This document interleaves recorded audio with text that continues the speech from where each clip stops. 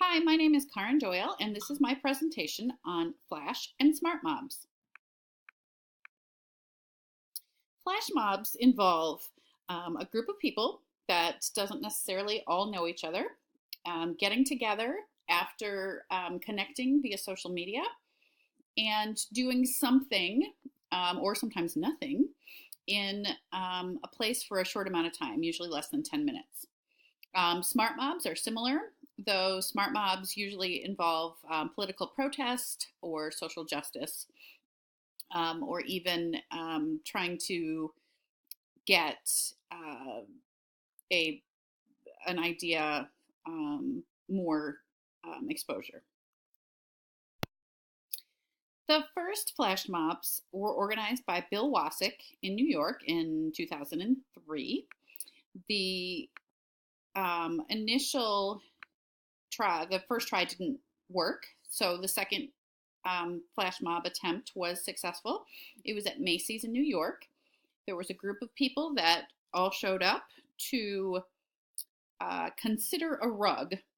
They came together, and the plan was that they would talk about purchasing a rug or look at purchasing a rug to use in their commune. There were 130 people, and it was considered a success. Here's a short video of Bill Wasik, the originator of flash mobs, talking a little bit about them.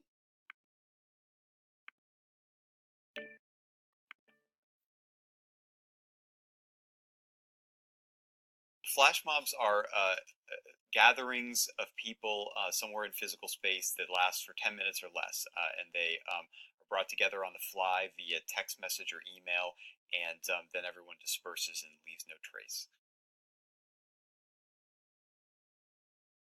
I think that flash mobs are a demonstration of what technology can do. They're a demonstration of how you can use fun and a kind of a sense of being a secret agent on a mission to get people together in really large numbers. I think that because the idea of flash mobs being absurd and being 10 minutes or less sort of means that they are uh, not very great vehicles for expression or for actual, creating political change. But I do think that they are an incredibly powerful demonstration of what these kinds of gatherings can do. And I think that a lot of people are using flash mob type ideas to try to affect change or to try to express themselves in interesting ways. To me, the flash mobs are sort of more showing what could be done, but that the more serious stuff is a step beyond. But to me, flash mobs were kind of performance art, and they weren't protests. They certainly weren't a substitute for protests. They were a social experiment. They were a demonstration of what the technology of sort of internet chain emails could do and text messaging can do, and the demonstration of social networks and the way in which people can, just through, one person forwards it to 10 people and they forward it to 10 people, and before you know it, you can gather really tremendous crowds. And I also think that they were an important demonstration to the people who took part in them, where, you know, especially in this kind of era of Facebook, where we have these large communities of quote unquote friends, but our relationships with them are so virtual and they're so um, bound up in these very ephemeral or kind of just purely digital transactions where you see a face on a screen and you send a message or you see a post on the wall. There's something about flash mobs where those connections are suddenly made really explicit and really virtual, and they remind us that we are still people who have bodies and still people who have the ability to create change in the real physical world.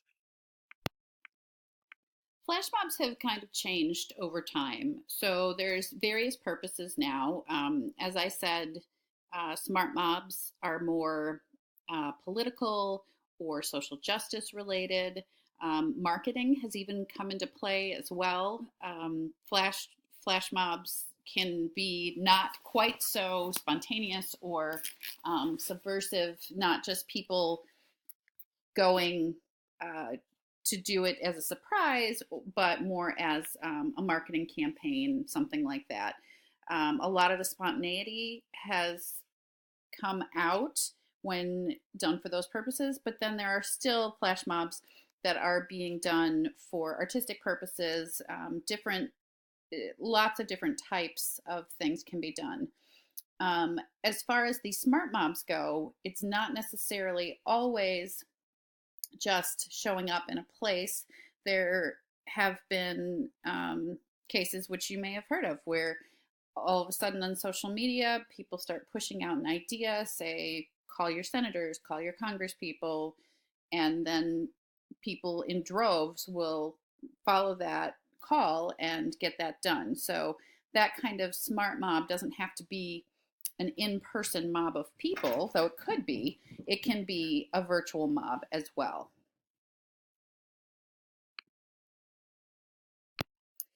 Here I have some examples of flash mobs and smart mobs.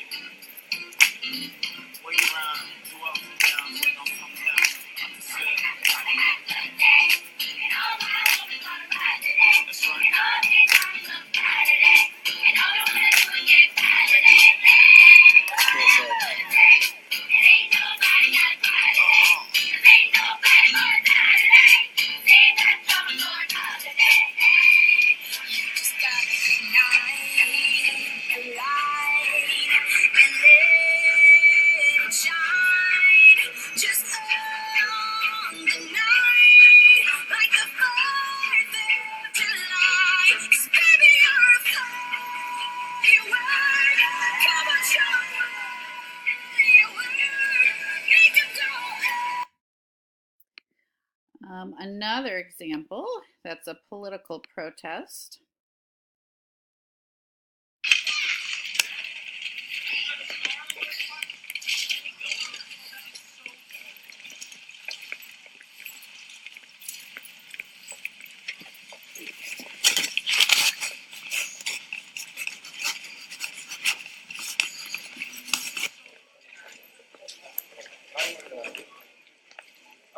I can't shop here. Target's playing games with our political system. Target ain't people, so why should it be allowed to play around with our democracy? Target ain't people, so why should it be that they should play around with our democracy?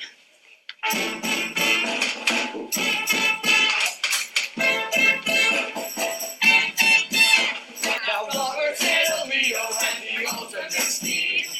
Corporate has to bring speech to supreme with me. People have to rise up and show these facts. Just boycott Target, take America back. I can't understand what makes Target think they'll get away. Gonna make them pay. I can't understand what makes Target think they'll get away.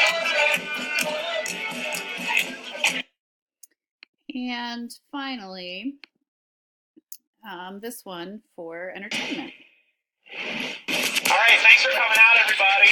Really excited that all you guys are here. We've got a really exciting mission that we're going to be doing today. We're going to be freezing in place on cue at the exact second. We're going to hold that for 5 minutes, and then we're going to unfreeze, and we're out.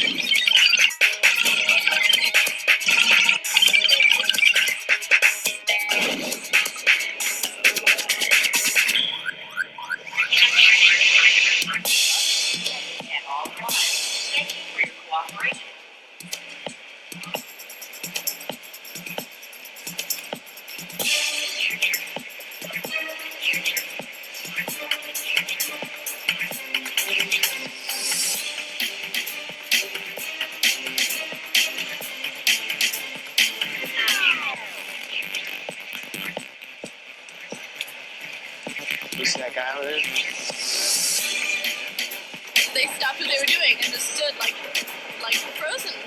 How long has this been happening? I don't know. I just walked in. Has it been going on for a while? No, it I just don't was. think so. This guy just dropped the papers a couple minutes ago. About a minute ago, not even. Look at that lady over here. It's like everybody. Yeah.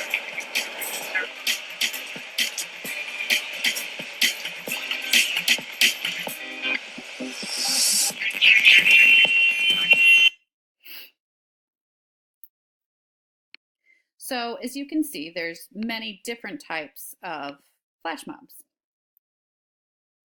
So what's beyond the dance? Smart mobs really are a tool for people to use their social media, Twitter, even email, Facebook, all of those forms can be used to bring people together of like political minds, of looking at different social justice aspects, things like that. So it's even been connected to things like the Arab Spring, where people have a voice that they maybe didn't have before. Even in our country, it is very evident in things like the protests after the inauguration this year, where many, many people showed up to different places based on social media and these forms, these big groups, the groups of people who are doing things based on social media and connecting with people that maybe live hundreds of miles away from them to connect via social media and make things happen.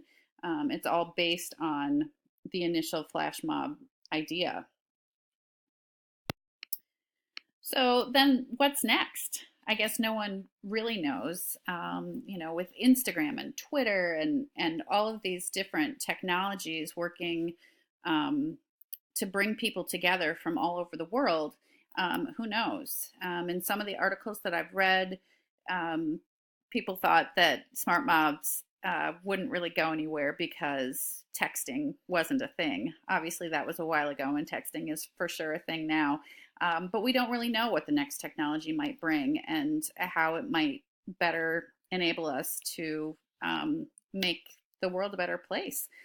I think it's fascinating how a flash mob that was just an entertainment thing has not only stayed an entertainment focused thing, but it's grown and people have used social media in that way in order to impact people's lives and make changes and to get political points of view across and get social justice causes recognized. And it's a pretty amazing phenomenon. I'll leave my references in the next slide here, but I will also give you plenty of resources if you want to learn more about flash mobs. And who knows, you might even want to start your own. Thanks so much for listening to my presentation.